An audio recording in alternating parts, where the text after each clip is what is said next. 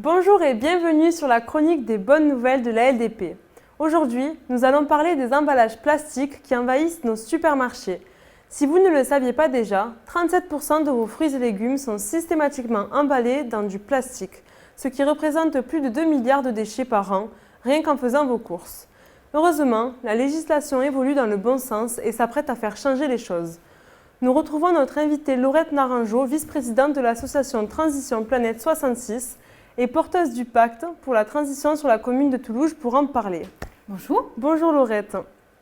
Acheter des produits non emballés est-il accessible à tous ?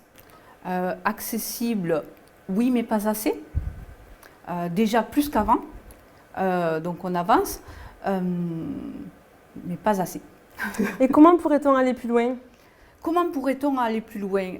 On pourrait aller plus loin en élargissant cette mesure à tout ce qu'il y a des emballages dans les magasins, c'est-à-dire biscuits, produits ménagers, tout.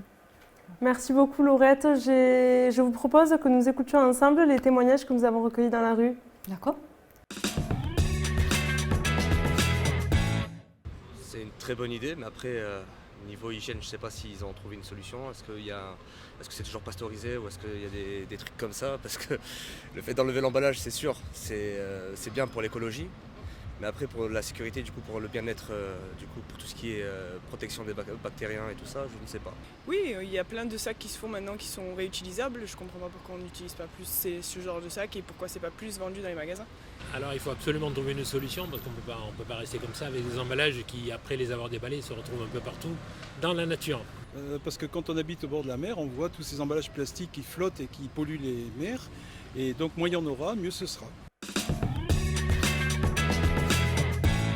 Avez-vous un conseil à donner pour accentuer cette démarche ? Oui, par exemple, mettre en place partout dans les villages des boutiques vrac ou des boutiques zéro déchet. Pourquoi ? Parce que ça permettrait du coup d'amoindrir le prix de tout ce qui est sans emballage. Aujourd'hui, par exemple, si je suis une mamie dans un village et que j'ai pas de voiture et que je veux acheter vrac, ben c'est beaucoup plus compliqué que si j'ai la voiture et que je peux aller à Auchan, voilà, dans un hyper.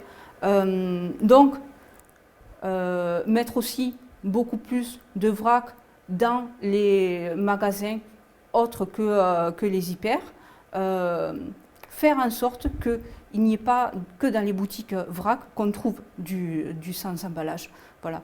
Et puis aussi, peut-être mettre en place des boutiques de vrac beaucoup plus collaboratives, participatives. Peut-être imaginer qu'on pourrait rendre l'habitant actionnaire de ces boutiques-là, ce qui l'encouragerait à aller acheter, ce qui le sensibiliserait beaucoup plus, et aussi